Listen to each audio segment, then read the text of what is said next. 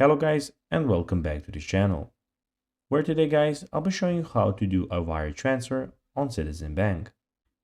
Now guys, the first thing that you of course need to do is go to citizensbank.com and you'll be greeted by a screen like this. Now when you do that, you just need to go and log into a profile. But guys, if you do not have one, you can always go and register to Citizens Bank. But guys, if you do not know how to do that, you can always go to our YouTube channel where we have plenty of how to Citizens Bank videos and you can see how you can actually do it. Now guys, that we got that out of the way, let's see what we actually have in front of us. So here, as you can see, we have the official Citizens Bank website where you can see we have a lot of things going on. Here we can go and see some personal stuff. We can see stuff for small businesses. We can go and see stuff for corporate businesses, private bank, and about the actual Citizens Bank.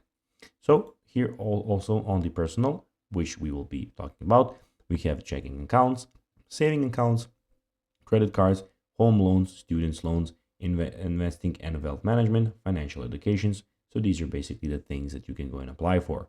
So also, of course, you have in the top right corner, you can go and log in, search for what you need from them.